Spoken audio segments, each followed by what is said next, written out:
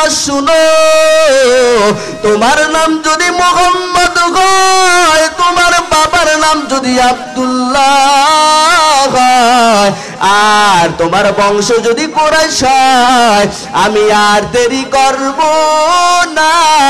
তবে আমার একটা কথা, যেই মন্ত্র দিয়া তুমি মক্কার মানুষকে পাগল বানাও, ওই মন্ত্রটা আমাকে একটু শোনায় দাও।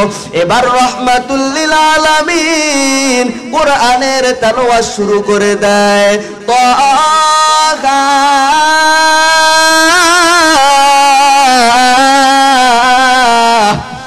মা আনজালনা আলাইকাল কুরআনা লিতাশকা ইল্লা তাযকিরাতাল লিমান ইয়াখশা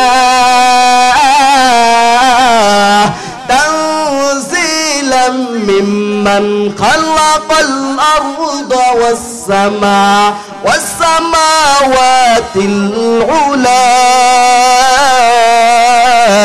আল্লাহু আকবার। এবার মার নবী আমার জবান থেকে কোরআনের তেলাওয়াত, জামাতের চক্ষু বের হইয়া পানি পড়ে পড়ে দাড়ি মোবারক ভিজে যায়। আবু জাহাল বলে, কেন কান্দো তুমি? এই জামাত কেন কাঁদো?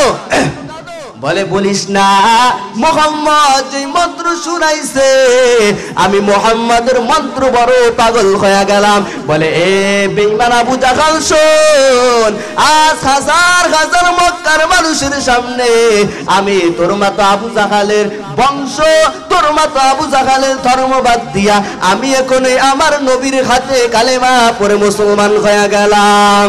মুহাম্মদ আরবি হ্যায় ও নবী রাস্তে পে সোয়া, মুহাম্মদ আরবি হ্যায় ও নবী রাস্তে পে সোয়া, आलम हुआ उसकी पैदाइश से उजाला, आलम हुआ उसकी पैदाइश से उजाला, शाफीउल उमम हमारा नबी रोज क़ियामत, शफात करेगा अल्लाह के पास गुनाहगार उम्मत। আল্লাহর নবীর দাওয়াত বন্ধ করতে পারে না, বরঞ্চ তারা নবীর দাওয়াতের বিরুদ্ধে স্লোগান দিছে। এক সময় আমার নবীর হাতে হাত লাগাইয়া কালেমা পড়ে মুসলমান হয়ে গেছে। সুবহানাল্লাহ। মুসলমানি বুয়াদ গরদান নেগাদান, এলানে খুদ বদুসতে খাজাদাদান, हकीकत से तो दुनिया बेखबर है, दुनिया की नुमाइश पर नजर है। আল্লাহর পয়গম্বর কালেমা দাওয়াত দেয়। আমার নবীকে আমার আল্লাহ নবুয়ত দিয়া কয়, মুহাম্মদ যাও তাড়াতাড়ি তোমার দলে যারা কাফের, তোমার সাইডে যারা কাফের আছে তাদেরকে কালেমার গান শুনাইয়া দাও। এবার আমার নবী তায়েফের জমিনে চলে যায়, যা বলে, ও তায়েফের মানুষ, তোমরা আমি নবীর আদর্শ গ্রহণ করো। আলহামদুলিল্লাহিল্লাযী জাআলা আশ-শামসা ওয়াল কমারা বিহুসবান ওয়ান নাজমা ওয়াশ-শাজারা ইয়াসজুদান وفضل زمانا على زمان كما فضل مكانا على مكان وإنسانا على إنسان ونشهد أن لا إله إلا الله وحده لا شريك له لا ضد له ولا ند له ولا مثل له ونشهد أن سيدنا وسندنا وحبيبنا وحبيب ربنا وطبيبنا وطبيب قلوبنا ومولانا محمدا عبده ورسوله أما بعد فأعوذ بالله من الشيطان الرجيم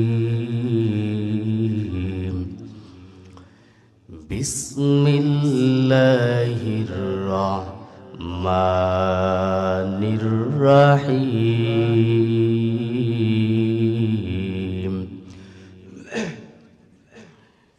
ইয়া আইয়ুহাল্লাযীনা আমানুত্তাকুল্লাহ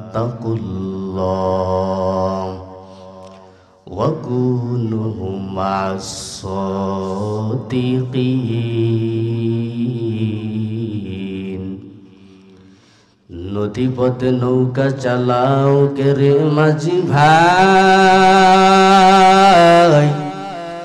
বেলা ডুবার আগে আমি ওপার উঠতে যাই ডুবে গেলে বেলা রে আর উঠে নাও ভেঙে গেলে বেলা রে আর সে তো জমে না নদীর কুল ভাঙ্গে ও কুল ঘরে এই তো নদীর খেলা সকাল বেলার ধনীর তুই ফকির সন্ধ্যা বেলা আইনা মা তাকুনু ইউদরিকুমুল মাউতু ওয়ালাউ কুনতুম ফি বুরুজিম মুশাইয়াদা وقال رسول الله صلى الله عليه وسلم لا طاعة لمخلوق في معصية الخالق أو كما قال النبي عليه الصلاة والسلام এ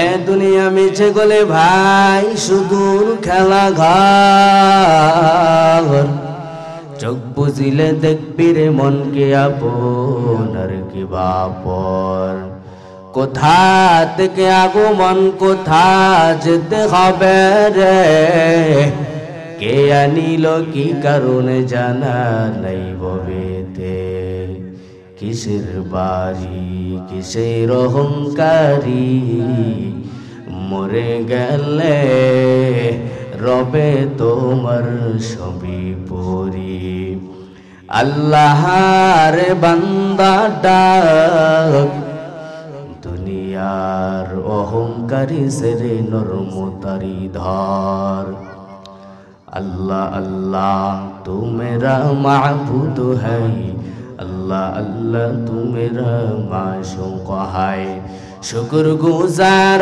बंदा गौरे दुनियाई जहर फले नजने आमद बेरे जाए প্রভুর শুকুর আদায় যদি না করো কঠিন আযাব হবে তোমার কবরো লা ইন শাকারতুম লা আযীদান্নাকুম ওয়া লা ইন কাফারতুম ইন্না আযাবি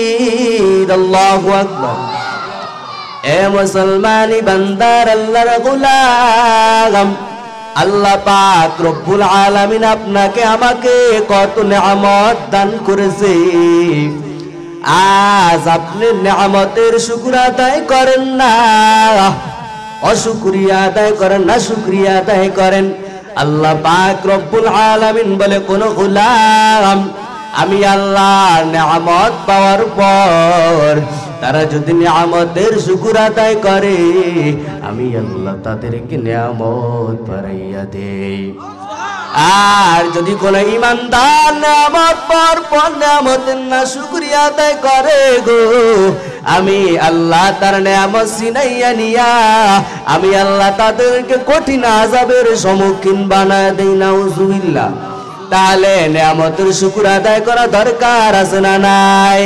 এ মুসলমান নবীর উম্মত আল্লাহ কেমন নেয়ামত আপনাকে আমাকে দান করেছে গো এই নেয়ামতের বর্ণনা যদি দেওয়া হয় মুহাদ্দিসিনে কেরামগণ বলে বান্দা ঘন্টার পর ঘন্টা চলে যাবে আল্লাহর নেয়ামতের বর্ণনা দিয়া শেষ করা যাবে না কেমন নেয়ামত আল্লাহ দান করেছে আজ বান্দা দুনিয়ার জমিনে যদি তো অসুস্থ হয়ে পড়ো আজ আল্লাহ দুনিয়ার জমিনে তোমাকে গরিব বানাইছে গো, এজন্য আল্লাহর দরওয়াজায় না শুকরিয়া আদায় করো না বান্দা না।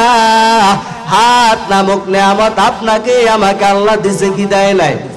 এমন মানুষ আছে যাদের দুটো হাত নাই, তাহলে এটা একটা আমার আল্লাহর পক্ষ থেকে দামি নেয়ামত। এই চক্ষু কার দেওয়া নেয়ামত? জবান খুলে বলেন, এই চক্ষু আমার আল্লাহর দেওয়া নেয়ামত। তাহলে চক্ষু দিয়া গান দেখা যাবে কি যাবে না? আজকে সমাজের ভিতরে যুবকরা এই চক্ষুটা গানের আড্ডায় ব্যয় করে দাও। এ যুবক ভাই, অনুরোধ করে বলে যায়, এই চক্ষুটা গানের আড্ডায় ব্যয় করিও না। এই চক্ষু আমার আল্লাহ দিছে, আমার মাওলার কুদরতের অন্তরের ভিতরে জোশ লাগায় যেন গভীর রাত্রে উঠিয়া বান্দা আমার আল্লাহর কদমে সিজদায় পড়ে যাবি গো। এজন্য আমার আল্লাহ তোদেরকে চক্ষু নামক নেয়ামত দিছে গো। এ বান্দা, পা নামক নেয়ামত আমার আল্লাহ দান করেছে। এই পা দিয়া হেঁটে হেঁটে গানের মজলিসে যাবে, এজন্য না মুসলমান না না, পা নামক নেয়ামত আল্লাহ দান করেছে। এই পা দিয়া হেঁটে হেঁটে আল্লাহর কোরআনের মাহফিলে যাওয়া লাগবে কি লাগবে না? এখন যদি এখানে গানের কনসার্ট হইতো, হাজার হাজার মানুষের সমাগম হয়ে যাইতো। আজ বাংলাদেশে বড় দুঃখ নিয়ে কথা বলতে হয়। এ মুসলমান, আজ কোরআনের বয়ান তোমাদের কাছে ভালো লাগে না। এ নবীর উম্মাত, বয়ান করে কি লাভ হবে বলো? যদি এই বয়ান এক কান দিয়া ঢুকি আরেক কান দিয়া বের করে দাও। এজন্য বলি, বয়ান শুনতে হবে দিল দিয়া, ঠিক না ব্যাঠিক? বয়ান মন দিয়া শুনতে হবে রে মুসলমান। এজন্য অনুরোধ করে বলে যে আমার আল্লাহ কিয়ামতের ময়দানে বলবে, গোলাম, আমি আল্লাহর দরবারে সব গুণ নিয়ামতের হিসাব দাও। আমি আল্লাহর দরওয়াজায় যদি হিসাব না দিতে পারো, সামন দিকে আগাইতে পারবি না। সুম্মা লাতুসআলুন্না ইয়াউমাইযিন আনিন নাঈম।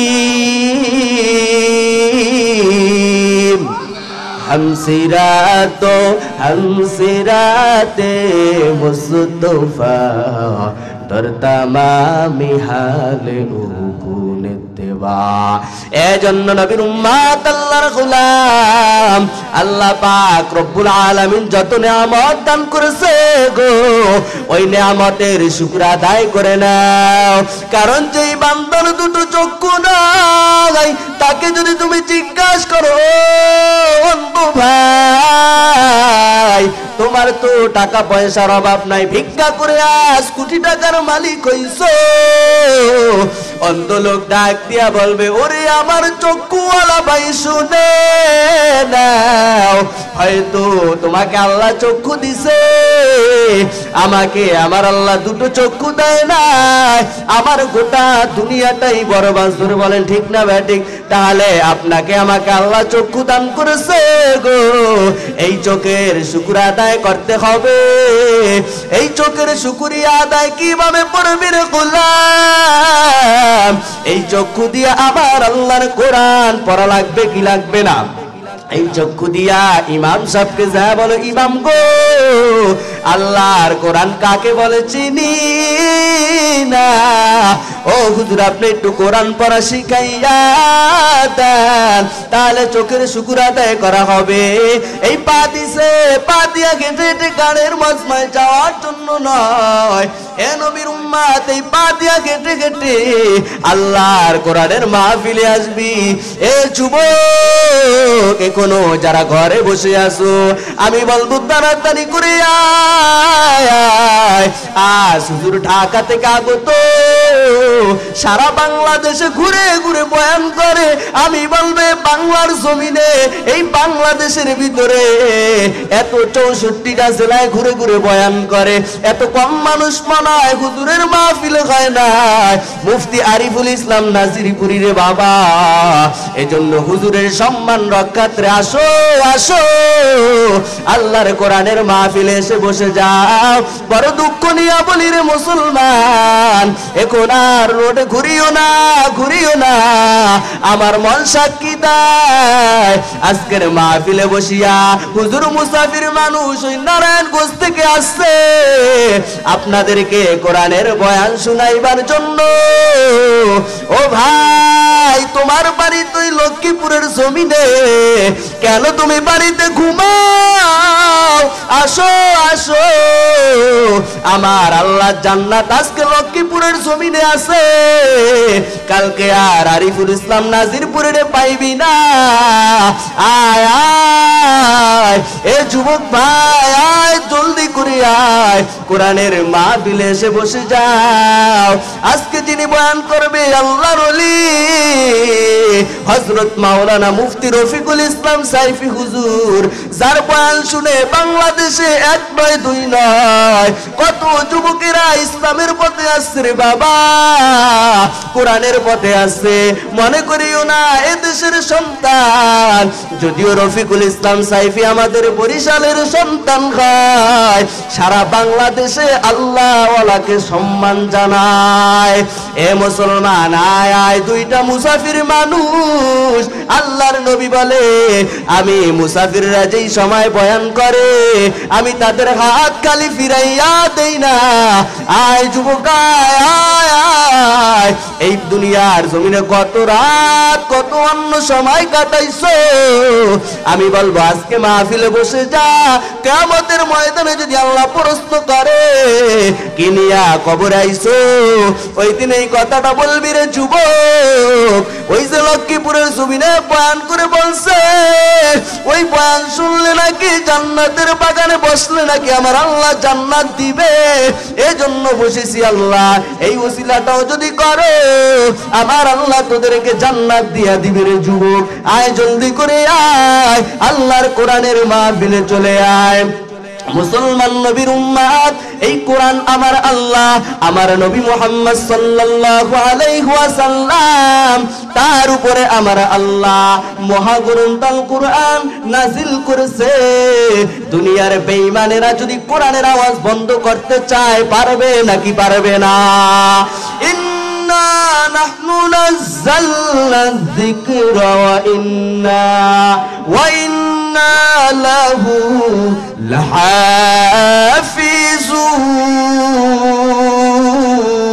লাহাফিজুন ওয়া মাকারু ওয়া মাকারাল্লাহ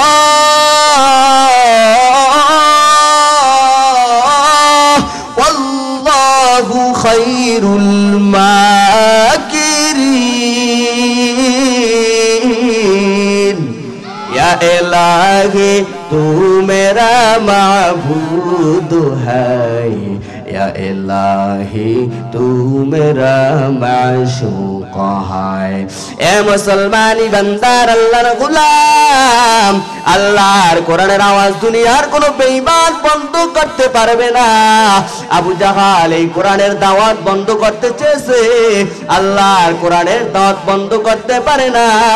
আমি বলবো রে বাংলাদেশের মুসলমান, ও বাংলাদেশের নাস্তিক মুরতাদের দল, তোমরা যদি বাংলাদেশে একটা স্লোগান দিয়া বলো কাগজের কোরআনগুলো আমরা বাংলাদেশ থেকে ফালা দিব, আমার মন সাক্ষী দেয় বাংলার জমিন থেকে শত শত কোরআন যদি তোমরা যদি জ্বালাইয়া দাও, আমি বলবো আমরা যারা আল্লাহর কোরআনের হাফেজ, যারা আল্লাহর কোনায় সিরান ধারণ করেছে, বাংলাদেশে লক্ষ কোটি কোটি আল্লাহর কোরআনের হাফেজ আছে।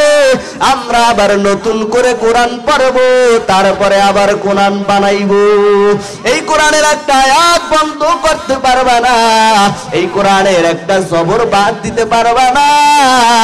শত শত বেঈমানেরা চেষ্টা কম চালায় না, আমার আল্লাহর কোরআনের আওয়াজ বন্ধ করতে পারে না। আমার মন সাক্ষী দেয়, কিয়ামতের আগ পর্যন্ত আবু জাহালের বাচ্চারাও কোরআনের দাওয়াত বন্ধ করতে পারবে না। পারবে? अल्लाह अल्लाह तू मेरा माबूद है, अल्लाह अल्लाह तू मेरा माशूक है। ए मुसलमानी बंदार अल्लाहर गुलाम, আল্লাহ কোরআনের আওয়াজ বন্ধ হবে না, হবে না। আমি বলবো বাংলার জমিনে কিছু নাস্তিক এই যে কিছুদিন আগে বাংলাদেশের ভিতরে একটা ভয় তৈরি করেছে, মুসলমানদের সন্তানদেরকে পড়াইবে। মানুষ নাকি বানরের তৈরি, আমরা কি বানরের তৈরি? না না, আমরা হলাম মাটির তৈরি, আদমের তৈরি, আমরা কোনো বানরের তৈরি না। আমি বলবো যে বলছে মানুষ বানরের তৈরি, ও বানর থেকে হইছে ওর 14 গোষ্ঠী বানরের তৈরি। জোরে বলেন ঠিক না ব্যাটি? আমরা বলবো আমরা কোনো বানরের বাচ্চা নয়, আমরা একমাত্র আদমের বাচ্চা। ঠিক না ব্যাটি? এজন্য যে বলছে বানর থেকে মানুষ তৈরি, আমি বলবো ও নিজে বানর থেকে হইছে, এজন্য আরেকজনকে বানরের সাথে তুলনা দেয়। মানুষ কোনোদিন বানরের তৈরি হতে পারে? আল্লাহ তাআলা বলে না না, ওয়ালাকাদ কাররামনা বানি আদম ওয়া হামালনাহুম ফিল বাররি ওয়াল বাহরি ওয়া রাযাকনাহুম মিনাত তাইয়্যিবাত মিনাত তাইয়্যিবাতি ওয়া ফাদ্দালনাহুম আলা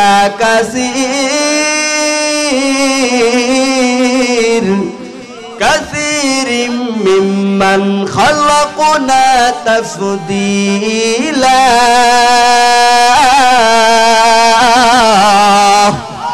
আমি বলবো আল্লাহ পাক রব্বুল আলামিন বলেছে মানুষের চাইতে শ্রেষ্ঠ আর কিছুই না, মানুষ হলো শ্রেষ্ঠর শ্রেষ্ঠ। আল্লাহ বলে ওই মানুষটা ফেরেশতাদের চাইতেও দামি হয়ে যায়, ওই মানুষটা যদি আল্লাহর খাঁটি গোলাম হয়ে যায়।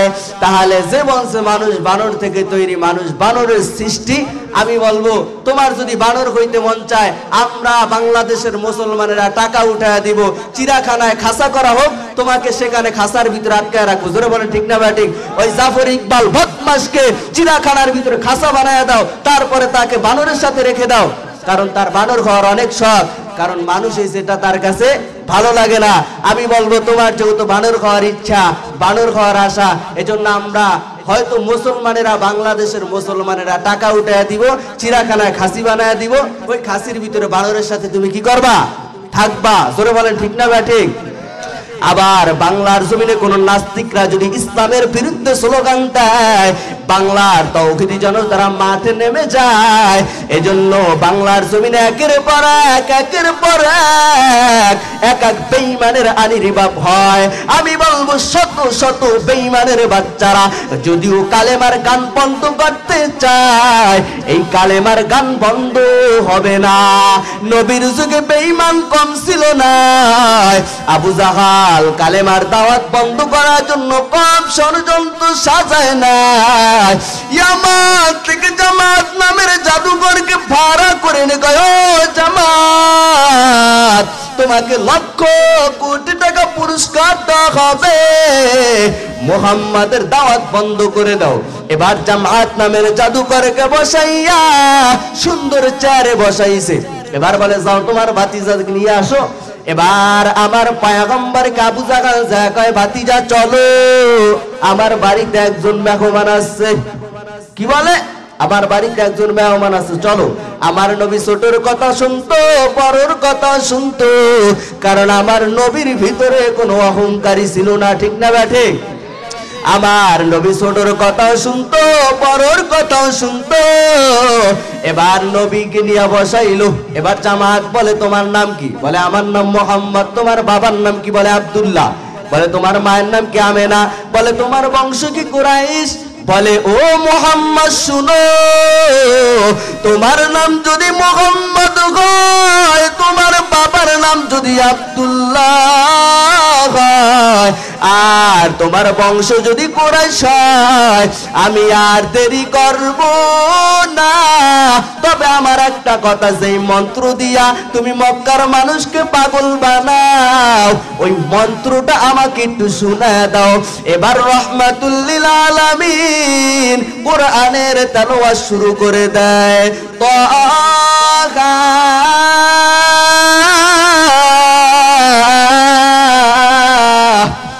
মা আনজালনা আলাইকাল কুরআনা লিতাশকা ইল্লা তাযকিরাতাল লিমান ইয়াখশা তানজিলাম মিম্মান খালাকাল আরদা ওয়াস-সামাওয়াতিল উলা। আল্লাহু আকবার। এবার মার নবী আমার জবান থেকে কোরআনের তেলাওয়াত, জামাতের চক্ষু বের হইয়া পানি পড়ে পড়ে দাড়ি মোবারক ভিজে যায়। আবু জাহাল বলে, কেন কাঁদো তুমি? এই জামাত কেন কাঁদো? বলে, বলিস না, মুহাম্মদ যে মন্ত্র শুনাইছে, আমি মুহাম্মাদের মন্ত্র বড় পাগল হয়ে গেলাম। বলে, এ বেঈমান আবু জাহাল শোন, আজ হাজার হাজার মক্কার মানুষের সামনে আমি তোর মতো আবু জাহালের বংশ, তোর মতো আবু জাহালের ধর্ম বাদ দিয়া আমি এখন আমার নবীর হাতে কালেমা পড়ে মুসলমান হয়ে গেলাম। মোহাম্মদ আরবি है वो नबी रास्ते पे सोआ, मोहम्मद अरबी है वो नबी रास्ते पे सोआ, आलम हुआ उसकी पैदाइश से उजाला, आलम हुआ उसकी पैदाइश से उजाला, शाफीउल उमम हमारा नबी रोज क़ियामत शफात करेगा अल्लाह के पास गुनाहगार उम्मत। আল্লাহর নবীর দাওয়াত বন্ধ করতে পারে নাই, বরঞ্চ তারা নবীর দাওয়াতের বিরুদ্ধে স্লোগান দিছে। একসময় আমার নবীর হাতে হাত লাগাইয়া কালেমা পড়ে মুসলমান হয়ে গেছে। সুবহানাল্লাহ। মুসলমানি বুয়াদ গরদান নেগাদান এলানে খুদ বদুসতে খাজাদাদান, হकीकत से तो दुनिया बेखबर है, दुनिया की नुमाइश पर नजर है। আল্লাহর পয়গম্বর কালেমা দাওয়াত দেয়। আমার নবীকে আমার আল্লাহ নবুয়ত দিয়া কয়, মুহাম্মদ যাও তাড়াতাড়ি তোমার দলে যারা কাফের, তোমার সাইডে যারা কাফের আছে তাদেরকে কালেমার গান শুনাইয়া দাও। এবার আমার নবী তায়েফের জমিনে চলে যায়, যা বলে, ও তায়েফের মানুষ, তোমরা আমি নবীর আদর্শ গ্রহণ করো, আমি নবী যেই কথা বলবো শুনো। তায়েফের মানুষেরা, লিডারেরা আমার নবীর দাওয়াত তো শুনলই না, আমার নবীর পিঠের উপরে ফের জমিনে আল্লাহর পয়গম্বরকে বেহুশ করে দিল। আল্লাহর নবী কান্নার আওয়াজ, তায়েফের বেঈমানেরা আমার নবীকে বেহুশ করে ফেলাইলো। আল্লাহর পয়গম্বর হুশ হওয়ার পর তাকা দেখ পিঠের ভিতরে পাথরের আঘাত। আল্লাহর নবী কান্না করে, আমার নবীর কান্না আসমানের ফেরেশতারা সহ্য করতে পারে না, জিব্রে পাথর মারিয়া আমার নবীকে রক্তাক্ত করিয়া তার আম্মা জান আয়েশা প্রশ্ন করে কয়, ও পয়গম্বর আপনার কি বসন্ত হয়েছে কিনা? মায়ের নবী বলে, আয়েশা শুনো, আমার জীবনে কোনো বসন্ত দূরের কথা, আমি রাহমাতুল লিল আলামিনের শরীরের ভিতরে মশা মাছি পড়া হারাম ছিল। সুবহানাল্লাহ। আমার নবী সাধারণ কোন নবী নয়।